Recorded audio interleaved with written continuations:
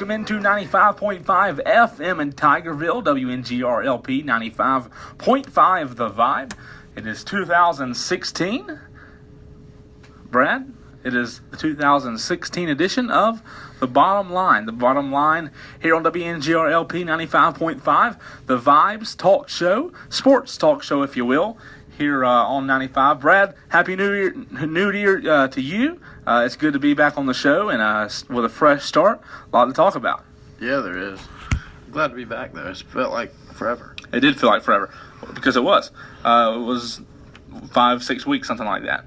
But, you know, there was a pretty big game Monday night, I heard. Yeah. Oh, yeah. I don't know. I didn't watch. That's a lie. That is a lie.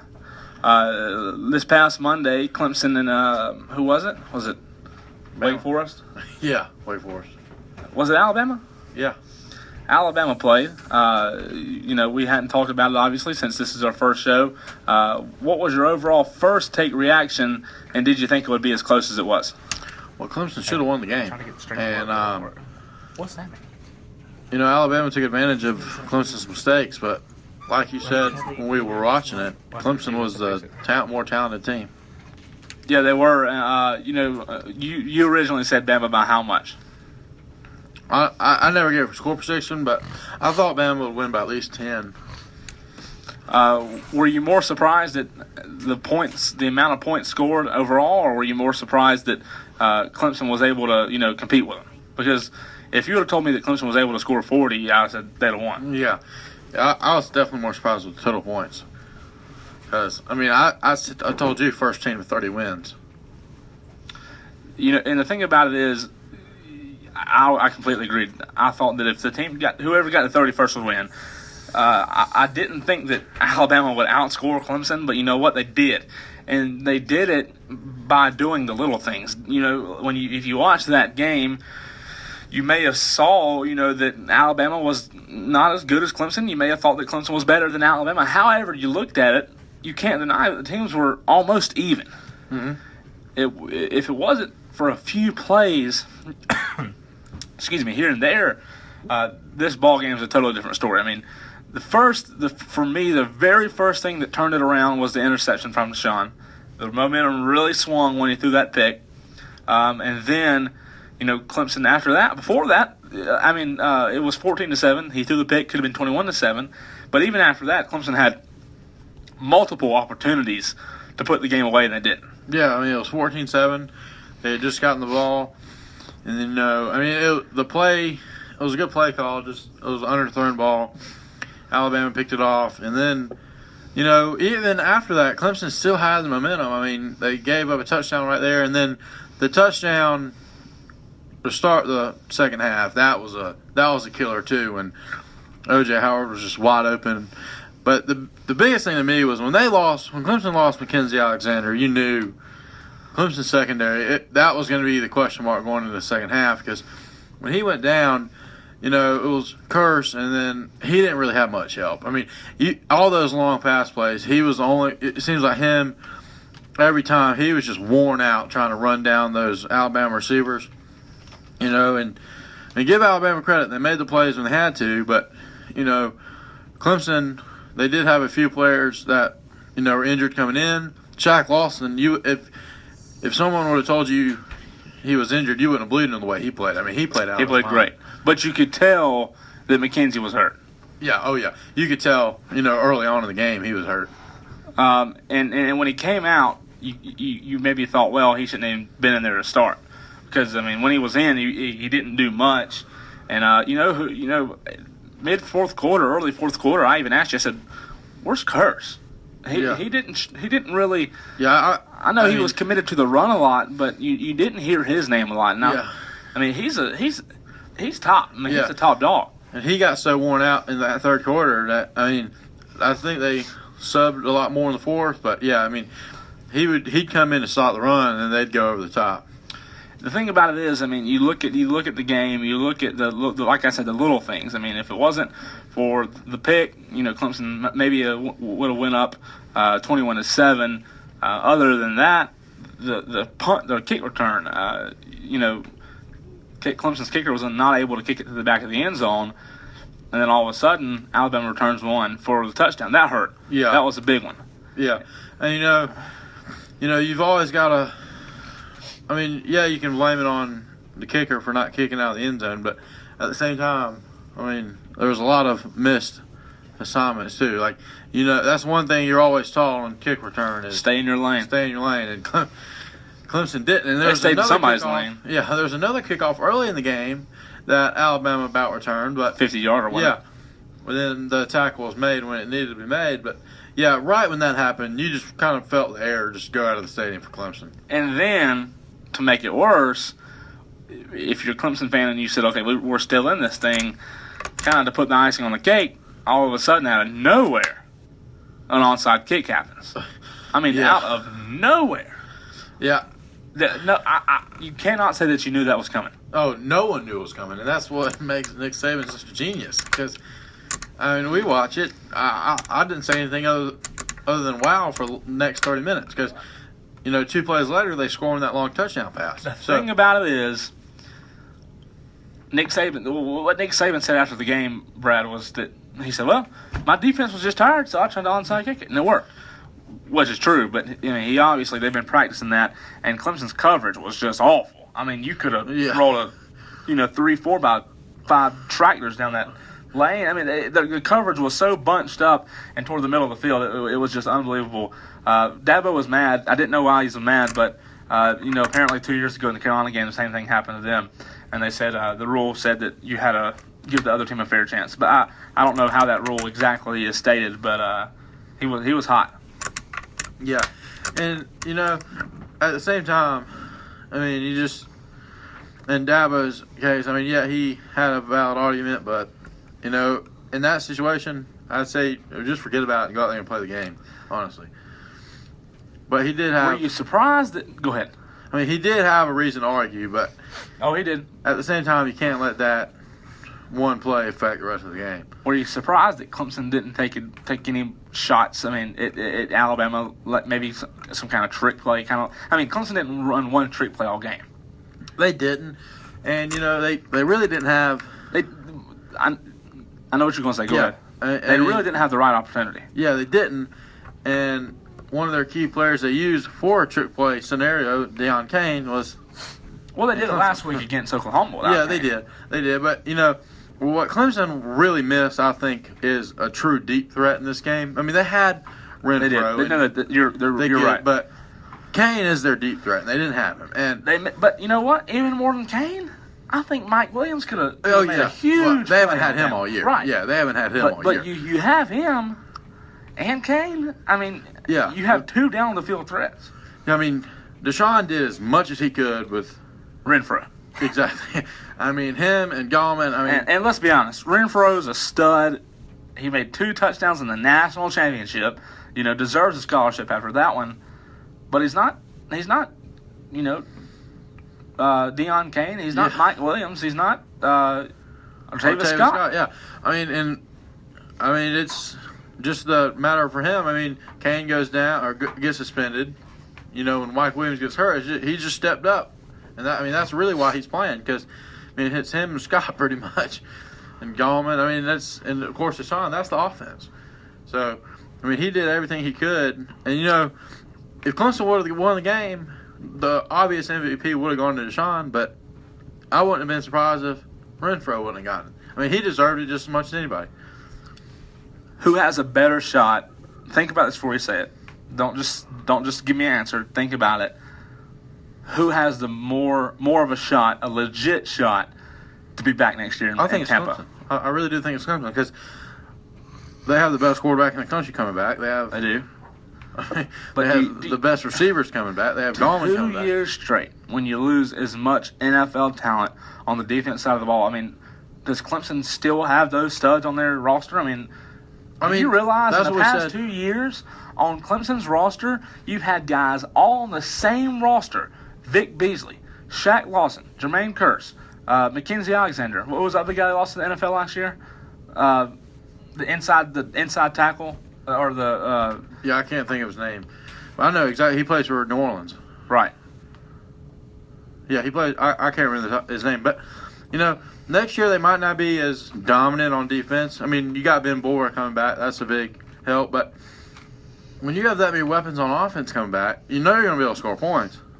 And then, I mean, defensively they're going to be fine against, Wake Forest, those kind of games. But when they play Florida State, when they play Auburn, when they play, even South Carolina, that's when their defense is going to be key. And that's how they've been so good these last 2 years, is because their defense has been so dominant in the big games. Stephon Anthony went to New Orleans. Yeah, Stephon Anthony. That's what we're thinking about. I mean, you look at the talent that Clemson's lost in the past couple of years. Just on the defense side of the ball, it's crazy. I mean, Travis Barnes. I mean, not Travis Barnes. Was it Tavares Barnes? They lost him. Obviously, Vic Beasley. To Atlanta. Kevin Dobb. Just a lot of guys that they lost, and now with the guys going pro this year. It gets even worse. I mean, you're going to have to guys. People said it after last year. Well, they're not going to have anybody to step up. They did, which it's not hard, to fill in after 1 year. But now you've got to do it 2 straight years, and we're really, really going to see how deep they are recruiting wise. And I guess when you've been recruiting, for a couple of years, this is how good you are. But does Venables have the stacks that he had in previous years? I mean, does he still have that depth on the defense side of the ball? That's what's going to be the question. We'll find out. I mean, I think he's the. I mean, you don't have to have the most talented players in the world for a coach like that. He's going to be able to. I completely agree. He's going to be able to make those guys. But he's going to be able to put guys in his system, and that's what he does best. Yeah, and he might be the best in the country at doing that. Clemson's defense, they won't be dominant next year, but they'll be good enough. And because they've got so many. They play in the ACC. They should be good enough to compete with every ACC team, except Florida State's going to be tough. What other ACC team is really going to present a challenge? Maybe Georgia Tech. I mean, Louisville. Georgia Tech always presents a challenge because who they are offensively. Right. But they don't play Miami next year. That's not personnel. Yeah. When you play Georgia Tech, it doesn't come down to personnel at all. Yeah. It comes down to discipline. Right. How disciplined you are against that option run and how you can handle it. I want to say, if I had to choose, I mean, here's the thing: you can say that Clemson's has a better shot to be back in Tampa next year, but who's Alabama going to lose to? Well, they do start with Southern Cal to start the year, so that's always going to be. Coger's gone, correct? Yeah, he's gone. And so the quarterback's going to be a question mark. Quarterback's going to be a question mark. Running back's going to be a question mark. The guy that they played against Ole Miss, is that their quarterback? I don't know. I mean, they've got guys coming in, obviously. Right. I mean, they're going to be fine with. They'll be fine with the running Ridley. back. Defensively, they're going to be fine. Yeah. Defensively, they might struggle at the beginning of the year, but they'll be fine. I mean, they've got so many guys on that team, they'll just put them in and let them play. Will they be as well coached defensively? We'll find out. I mean, Kirby's gone. Kirby is gone, but still, even when he's there, it's still Nick Saban's defense. So we'll find out. It is a little. It is Kirby Smart too. Jeremy Pruitt is another good defensive-minded guy. Oh, he's great. Great. I think he's just as good as a recruiter, if not better than Kirby Smart. Completely. Yeah, I agree. So we'll find. Alabama's going to get every recruit they want. So defensively, they're always going to be good. Offensively, it's going to be the question for Alabama next year. Clemson put up over 500 yards on them. Yeah, they did. I mean, people were saying this was the best Bama defense under Saban. I don't believe that at all. This defense was good, but this was not his best defense.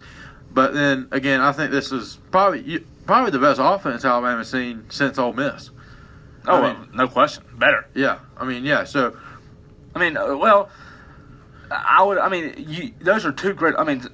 Treadwell. He's just unbelievable. Ole Miss is built just like Clemson doesn't have. I'm going to be honest. Clemson does not have a Treadwell. They don't, but Ole Miss is built very similar to Clemson on athletic on offense and physical and speed on defense. And you know what? Ole Miss might beat them again next year. They might. I don't see why they wouldn't. So, especially at home. But we just need two losses next year. Tennessee might beat them next year, hopefully. Maybe. I pray. Had them beat this year. Next question for you. This one is fun. Dabo's at Clemson, right? His mind, he says to himself, he says to everybody that he's not going anywhere. He's not going anywhere. Wait a minute. I'm not saying that. Let me finish the question. Me and you have also talked about that. Why would he go anywhere? He's in the ACC. Yeah. He can easily win ACC championships. He can recruit some people argue better than anybody in the nation. He's going to get on an ACC championship run here in the next couple of years and win 4 out of 5, I think. But does him losing to Alabama change his heart and mind just a little bit? That if that position came open, that he'd leave and go to Alabama. Because by Alabama winning, they're saying we're still the best. Obviously, this is the best program in college football, the best coach, Nick Saban, the best to ever coach the game. Does that loss to Alabama change his heart or mind at all about if he were asked tomorrow, if you said, Dabo, do you want to stay at Clemson or Nick Saban's retiring, you want this job at Alabama or are you staying at Clemson? Does that loss change his mind at all? If you asked him the day before the national championship, I guarantee you he would have said without a doubt, and his 100% heart answer would have been stay at Clemson. But does that heart change at all with that loss? I don't think so. Because, he wants to win a national championship at Clemson. I think it does. He really wants that. And because, there's only been one coach to do it. And I would not be surprised if he wins one in the next few years. Just because, everyone knows how good this program, how much he's built this program. Now, Alabama job's not open for another 3 years, at least. So, he's got 3 more years to win at Clemson. Then that decision comes about again. But right now, I think he's perfectly happy at Clemson. Why would you leave Deshaun Watson? He would not leave. Yes, go ahead. If the job were to come open with Deshaun still at Clemson, you don't leave. You're completely wrong. You're completely wrong. How? Right now, today, if the Alabama job opened and they said, Dabo, we want you, you're telling me he'd stay at Clemson? If it were open today? There's no way. There's no way. Yeah. Because Alabama is recruiting just as good as Clemson is. And why would you leave when you know that Alabama's winning championships just like Clemson can? Yeah, and they've done it. So you think he wouldn't take it, or you would take it? Oh, I think he'd walk out in a skinny minute. Yeah, and put on an Alabama hat. It's tough. I wouldn't be surprised whatever he does because he played at Alabama. He will eventually coach at Alabama. It's just a matter of when. I don't know. Honestly, if Alabama called him today, it'd be. I'm just saying. Clemson fans would hate him forever if he left today. If he won Monday night, all right, today's Wednesday. Let's say this. If he wins Monday and today's Wednesday, Bama calls him, I don't think he takes the job. No. I don't think he takes the job. I think he stays at Clemson. Since he lost and Bama won, I think he would think about it. And I think he would consider it and take it.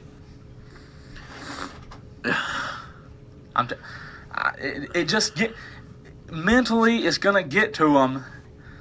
He's been, you can say he's young. He's not really, he's young. He's younger than coaches. He's not young. He's younger than Saban and Spurrier and Holtz, but he's not young. He's been at Clemson a while now, and if he keeps getting to this point, if this becomes ritual where he can win all these games, 10, 11 a year, and not win the whole thing, it's going to wear on him. Yeah. And it's going to get to the point where, you know what? I just can't do it. I'm going to go to Alabama. I don't know if that's the way he feels, but as a Clemson fan, you've got to be thinking that. Yeah, I've said he will eventually be the successor of Nick Saban. If it's just who's the guy that works for Fox Sports? That you just left at ESPN. Oh, Colin Cowherd. Yeah, he's at Fox. He was at ESPN. Yeah. If they called him because the ratings had dropped on his show, which I don't know if they have or not. I don't know how the ratings on his shows have worked over since he's been at Fox. But if ESPN called him tomorrow, and let's say the 6 months that he's been at Fox, his ratings have declined tremendously, you think he'd go back to ESPN? I think he would because I think more the same people with watch. Yeah, more people watch ESPN than Clemson is a big product, but it's not Alabama. No, it's not. I just think that law is kind of turned. I mean, I know Dabo in his, just like you're a Tennessee fan, just like, I'm a Clemson fan. Dabo is a Clemson, he's a Tiger, Brad, but at the same time, there's crimson in that. Yeah. I mean, there's crimson somewhere. I mean, you can't tell me there's not. Yeah. I mean, I don't know. We'll find out. But, I don't know. That's tough. That's tough. It's fun to think about. I mean, with him coming back, Clemson, like you said, has Deshaun. You think about this, Clemson's offense next year. You'll have Mike Williams back, Deion Kane back. You'll have Artavis Scott back. He's just a junior. You'll have Deshaun Watson back. You'll have this guy named Tavian Feaster. You'll have Wayne Gallman. Hunter Renfrow. I mean, next year they may have to get rid of an offensive line position just to put another receiver on the field because they'll have so many. Yeah. What are they going to do with all that talent? Clemson has more talent sitting on their bench next year than a lot of teams, than a few SEC teams. Yeah, next year they could literally put up 50 points a game if they want to. Tavian Feaster is the best running back in the country in high school. Yeah. His senior year. He comes to Clemson next year. Gallman's just a junior, right? Or he's a redshirt sophomore now. He will be a junior. Will he be he'll be a redshirt junior? Yeah. Which probably be his last year at Clemson. Don't you think? Yeah. I mean, he had the decision this year, but he wanted to come back. Behind him, you have Zach Brooks. Raymond McLeod. I mean, well, as good as Feaster is, you've got to think that Feaster is going to be as good as Gallman one day. I mean, or if not better. Yeah, I mean, what are you going to? How are these guys going to play? I mean, is Feaster going to have to sit on the bench for a whole entire year and not play? You don't. No. You're going to play him. I mean, there's always transfers too. So somebody might leave. Somebody like Raymond McLeod or Zach Brooks might decide they want to go somewhere else and play. So, I mean. You never know. But, yeah, you definitely play Feaster his freshman year. He's going to be good. He's going to be real good. We're going to take a quick break here on WNGR LP 95.5 FM. You're listening to The Vibe 95.5. We'll take a quick break, come back, finish up some college talk about a little bit of Clemson Duke that starts here in half an hour. They play tonight about 20 miles down the road from here, and then we'll talk about some NFL playoffs starting here in just a few days. You're listening to WNGR LP 95.5, The Vibe. Welcome back into WNGR LP 95.5, The Vibe, here in Tigerville. Listening live tonight all over the world on YouTube. Will be posted here soon on YouTube. If you're listening right now to us, and it's not Wednesday night at 6:30, then you're probably listening to us on YouTube. We appreciate you listening in to our first upload on our YouTube account. Brad, college football is over. Hurts me to say that. Yeah. It's kind of sad. College basketball has been going on for a little while now. And Clemson and South Carolina are our two state teams that get the most attention. Normally men's do. South Carolina women's team gets a lot of attention because they're one of the best in the country. I don't even know if Clemson has a women's team. That's how bad they are. No, yeah, they're bad. Real bad. But you know what?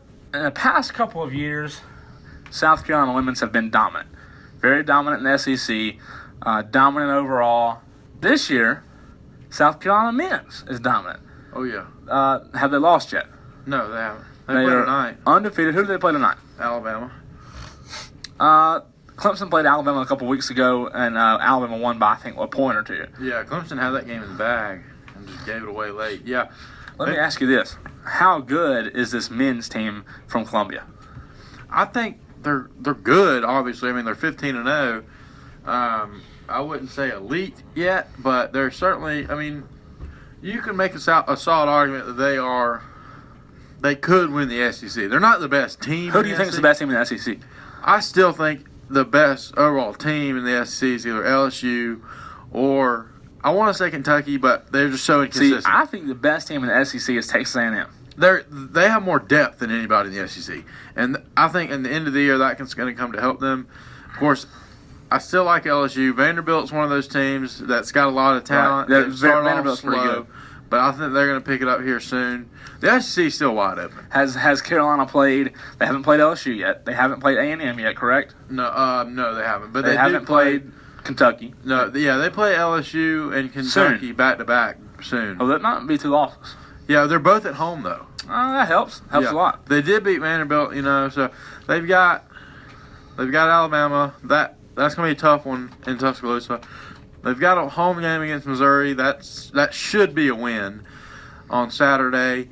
And then Ole Miss away. That's going to be tricky. That's another good team. And then in Knoxville, that's always been a tricky place, but they should win that game. And then Mississippi State at home. I mean, their schedule. It gets tougher, but it gets tougher.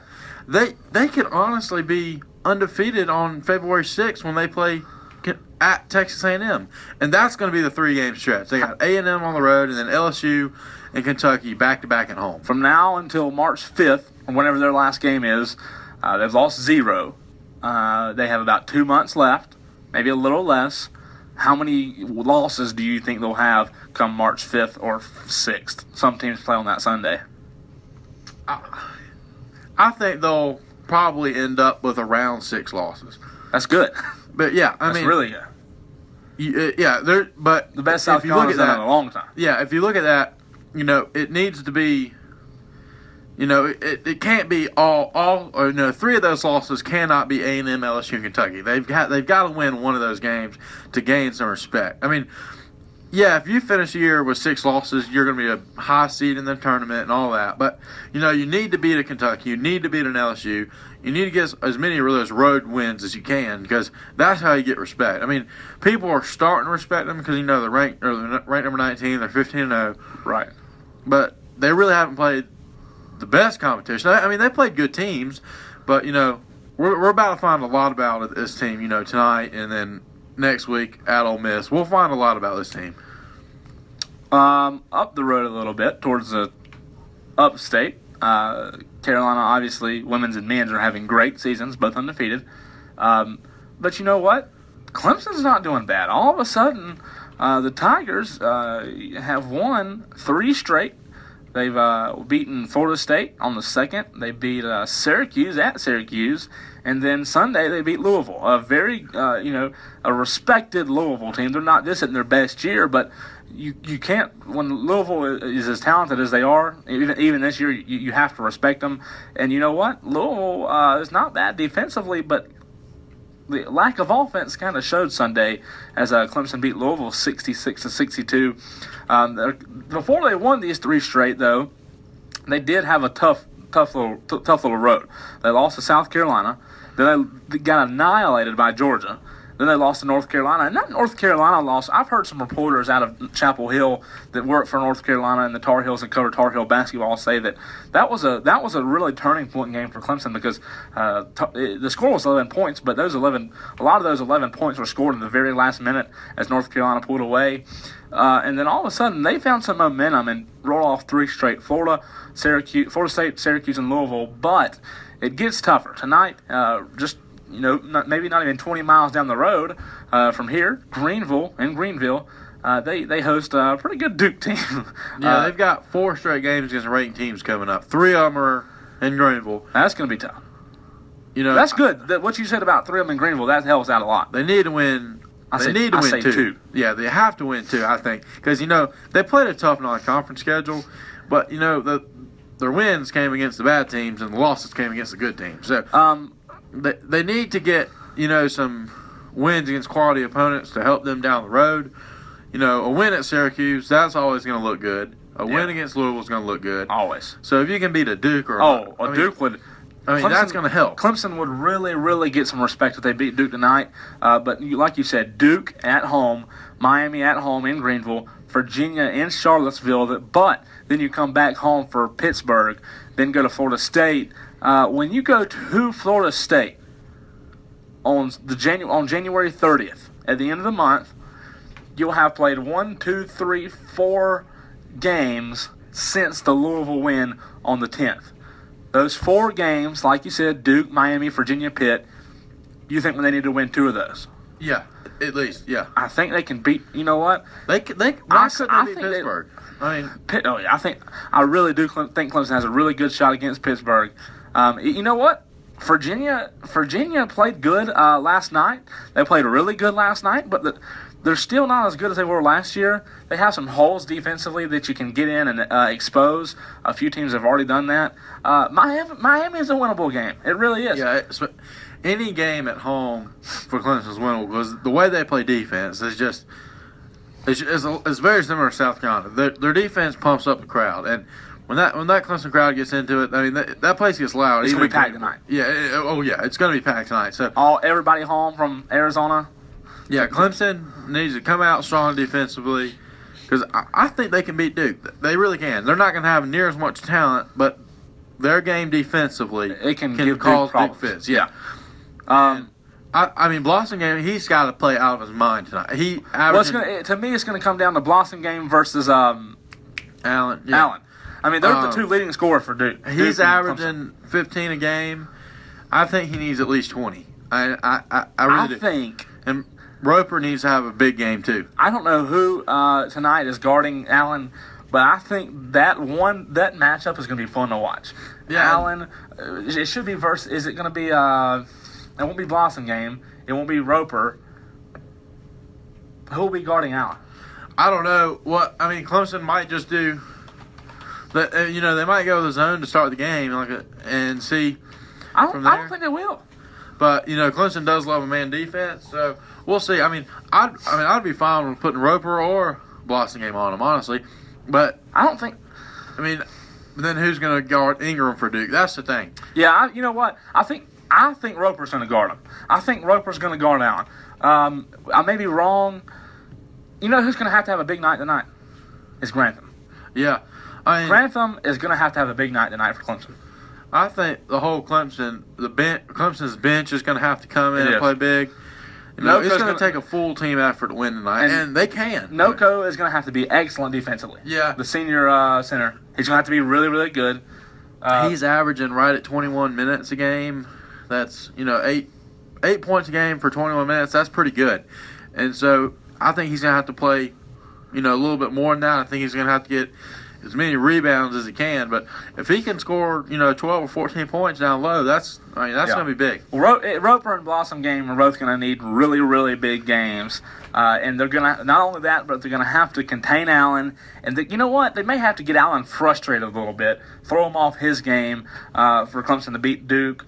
But if it comes down to who can score the most points, I don't know that Clemson's in the position to win that game. If we're talking about football, then I think they can win it. But basketball, I don't know. But we talk about that upcoming schedule. Yeah. For Clemson to really go on a run here mid-ACC play, win tonight, oh my gosh. And then after that tough stretch, they've got a road game at Wake Forest, a road game at Virginia Tech. 3 straight road games, Florida State, Wake Forest, VTech. You got to win one of those. And then Notre Dame, Georgia. After this tough stretch, you can say they're more talented than most of those teams they play. Georgia Tech, Virginia Tech, Wake Forest. Wake Forest is good this year. NC State, Boston College. Those are winnable games for Clemson. Do you see Clemson and South Carolina, both men's teams, getting in the Big Dance? Right now, I don't know if I'd say Clemson was in yet. I think South Carolina's in for sure. Oh yeah, they should, unless a major collapse happens, they're in. If Clemson wins, really has a good shot. If Clemson can win, 2 or 3 of these games, that's going to help them a lot. It is because the ACC is obviously the toughest conference in basketball. Just kidding. Yeah. In basketball, but this year, Virginia is not as good as they were last year. Syracuse isn't as good. I mean, Clemson went and beat Syracuse. They're always a good team. People have said Duke's not as good as they were last year. Obviously losing a lot, last year. And, teams like NC State are average, and Florida State's really have not impressed me. But North Carolina is pretty good. I don't know that there's a clear favorite in the ACC. Is there, in your opinion? No, I think I'd put my money on North Carolina. I would too. If I had to put money on it, I'd say North Carolina. They're the best team right now. But who's the second? I mean, I'd say either Duke or Miami. I'd probably put Duke 2 and Miami 3, honestly. But don't ever count out Pitt. They're always in there. Just they always struggle in the tournament. So a lot of good college basketball coming up. If you don't follow college basketball, we encourage you to. It will be over before you know it, and then we'll have. I mean, in past years, Clemson's been a bubble team. They've been on that bubble. South Carolina has been at times, but this year the postseason may be a little fun come pre-March. February, Brad, when we get to early, mid-February, we may really have some fun with college basketball, especially in the state of South Carolina, because other teams that we've had fun with in the past, like Wofford, they're not going to be there this year. So Clemson and Carolina are going to have to step it up. Wofford, we talked about them earlier last year in the SoCon, how they had a chance to repeat for the third time, three-peat, if you will. But I don't see that getting done this year. Wofford has lost two. Wofford's struggling right now. They're winning here and there. They don't have a consistent basis. They don't have a consistent five that can get them to the SoCon or get them through the SoCon tournament, because in the SoCon tournament, as you know, you have to win it to go to the Big Dance. Yeah. All right. So that we talked about a national championship that happened this week. We've talked about a little bit of college basketball.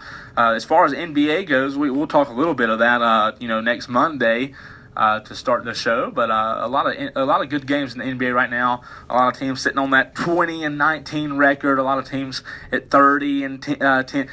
It's just hard to see, clear favorites right now. Obviously in the West, the Spurs and the Warriors are the two clear-cut favorites. I think the Warriors have only lost 2 or 3. The Spurs have lost 6 in the East. Obviously, the Cavs are the favorite, and they're leading the East right now. But we'll talk a little bit more about that Wednesday. Real quick, Brad, as we have about 10 to 12 minutes to go in the show. NFL playoffs started last weekend, if you will, the 9th and the 10th. The AFC was played on the 10th. The NFC was played on the 9th. Let's start with the AFC. On the 9th, the AFC was played on the 9th, NFC on the 10th. The 9th, the first game was Kansas City and Houston. We'll talk about that game first. Next game, Pittsburgh and yeah. That game was a blowout.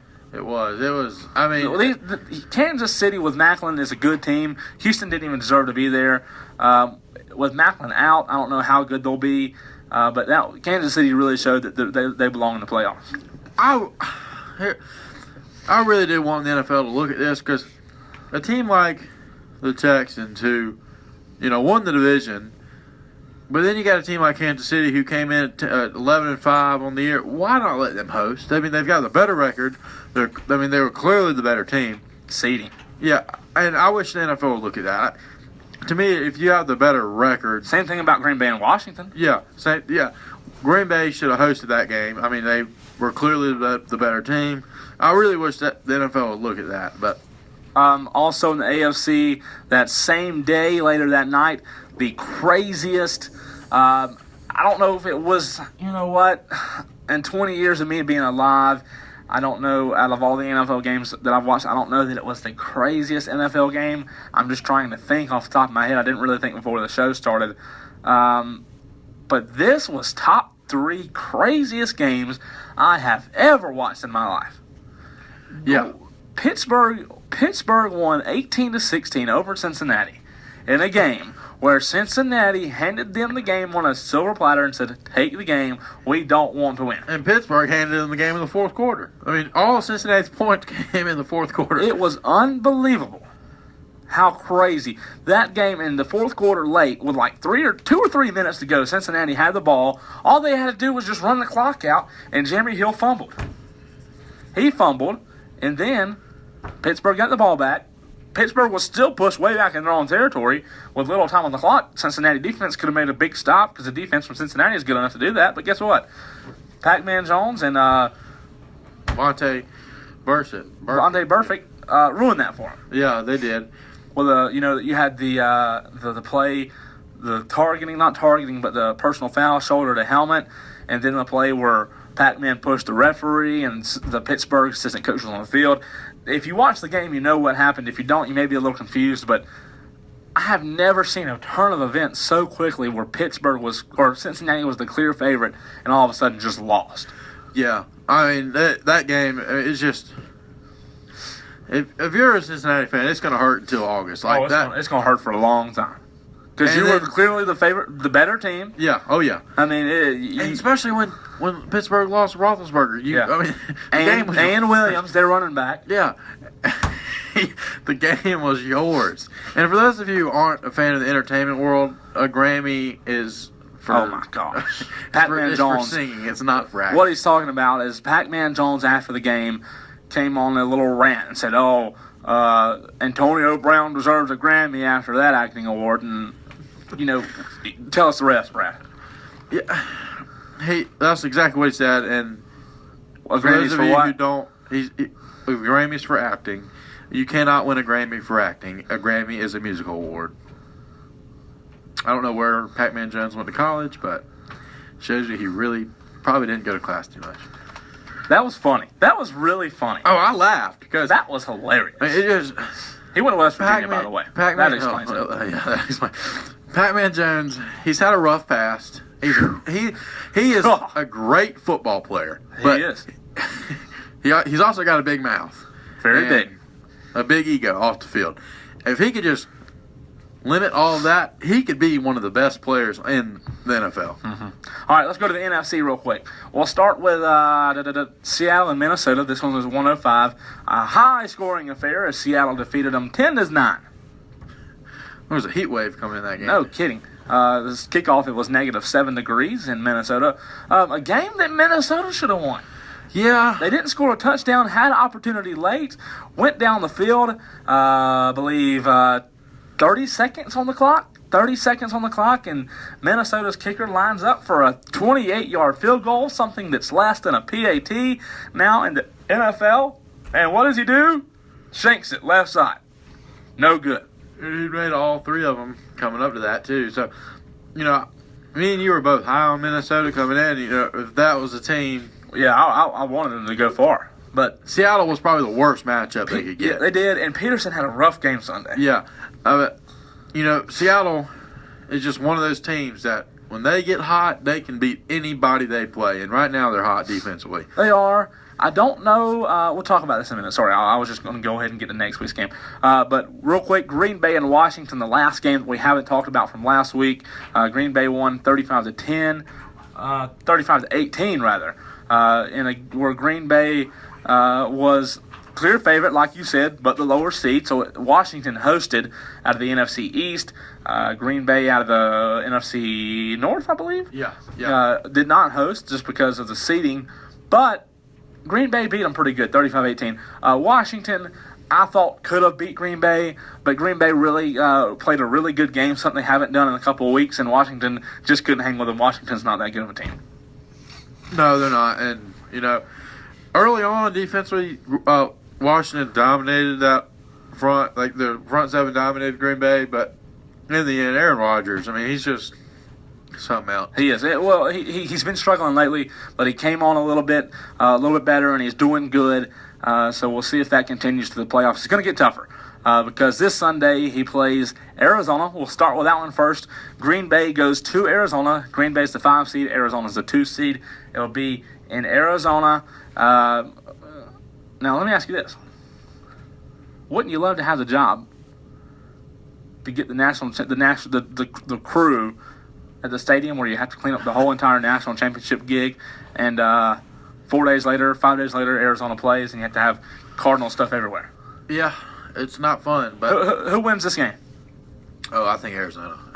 Just a couple weeks ago they won by 20-something points. Yeah, I think if they can get Green Bay off of their routine play and off of their usual get up and kind of get them a little jittery and get them out of their groove and get them off their game plan, I think they can win. I like Arizona by. I like them by 7 or 10. Yeah, I don't think they kill them like they did last time they played. I think it'll be a lot closer. But I think Arizona wins by. I think they win comfortably. 10, 14 points, but they don't run away with it early like they did last time. Second round of the playoffs. Green Bay and Arizona. Arizona wins because Aaron Rodgers throws a 48-yard catch or a pass to Randall Cobb. Randall Cobb catches the ball. It bounces off his hands, falls in his lap.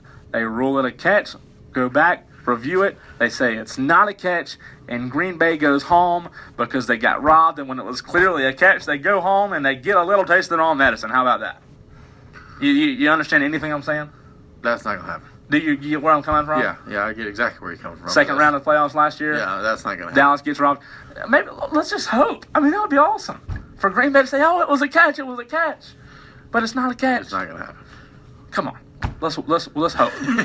All right, Seattle and Carolina. This one's gonna. I think this is gonna be the best game of the weekend.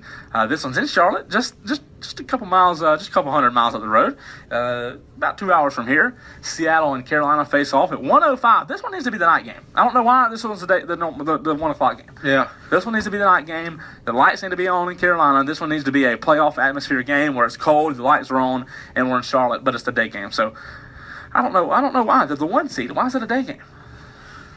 I don't like that at all. I don't either. I want to watch them at 4 o'clock. But anyways, who wins this game? Seattle, Carolina. I clearly want Seattle to win, but not want. Who will win it? Carolina wins late. I think this is going to be. I think this is going to be one of those low-scoring games. 10-9. Not that. I think it's 21-17 kind of game. So just a medium scoring. Yeah. I think Cam makes a play late and finds, a way to win the game. Panthers are 2.5-point favorite. Yeah, I don't think it'll be. I think it'll be a 7-10 point game. Is a much different team from when they lost at home to Carolina earlier in the year. They are. I completely agree, but I think Carolina will be too much for them. Carolina wins by 7. I think a touchdown or 6 points, something like that. I mean, if they win by 10, I wouldn't be surprised. But if they win by more than 10, I'll be surprised. Yeah. Oh, yeah. So, I will be too. And if they lose, don't be surprised if you hear 2 people screaming and hollering because, it won't be near Cole or anything. If Carolina loses? Yeah. I'll promise you I'll throw a party. As much as I hate the Panthers? Oh, yeah. Oh, my goodness. It'll be great. It will. We talked about Green Bay, Arizona. We both picked Arizona. We both picked Carolina over Seattle by just a little bit. Let's go over to the boring side of football now, the AFC. Did I say that out loud? Yeah, you did. Kansas City and New England. This is going to be a good game if Jeremy Maclin plays. If Jeremy Maclin doesn't play, I think New England will have a little bit of an edge, but do they really have an edge? Because their guys are hurt too. I mean, who does New England have to throw to? Gronk? Yeah. This is going to be a boring game. This may be like a 10-13 game. I think New England wins. A lot? It'll be close. I think low scoring, like you say, 13-10. I think the Patriots, you got to go with Tom Brady in this. This will be the best defense he's seen in a couple weeks. I think though he'll find a way to win the game. I think he will. The path is just going to be you just can't straightforward for the Patriots to the Super Bowl. Oh, come on. It gets harder. Denver's defense? Does it? Yeah, I think it does. No doubt. I think Kansas City. Now, if Pittsburgh wins, it doesn't get harder. Exactly. If Denver wins, I think it gets harder. But I don't think Pittsburgh's going to be Denver. Hold that topic, or hold that thought. I do agree with you. I like New England over Kansas City. Now, quickly, Denver and Pittsburgh. Pittsburgh's hurt. Antonio Brown's a little gimpy. Aaron Rodgers' shoulder, I don't think is attached. D'Angelo Williams, the starting running back, is not playing. He's done. Does Pittsburgh have enough offensive firepower? Denver doesn't have a ton of offensive firepower. But they've got a defense. They do. And I think Denver wins this game by 11 points, 10, 11 points. Honestly, if the Steelers are 100% healthy with Antonio Brown, D'Angelo Williams, healthy, Ben Roethlisberger, I'd take them to win the game. But because they're not, correct, the Broncos win at home. I think it's going to be like a field goal game. It may be like 16-21. I don't know. I don't think it'll just be weird. I don't think it'll be a lot of touchdowns. And then it'll be Brady against Manning once again. Brady against Manning. All right, so our picks are Palmer versus Cam and Brady versus Manning in the NFC Championship and the AFC Championship. A lot of good football. Tune in tonight. In 1 minute, Duke and Clemson play. I don't know what channel it's on, but look for it. Also, a couple of good games this weekend with an NFL. We just talked about them. 4 games, and then we'll be back. Not Monday because we don't have class Monday. School is actually out Monday, in honor of Martin Luther King. Martin Luther King Celebration Day, so we won't have school Monday. So we'll be back here exactly a week from today on WNGR-LP 95.5. You've listened to The Bottom Line on 95.5 FM in Tigerville.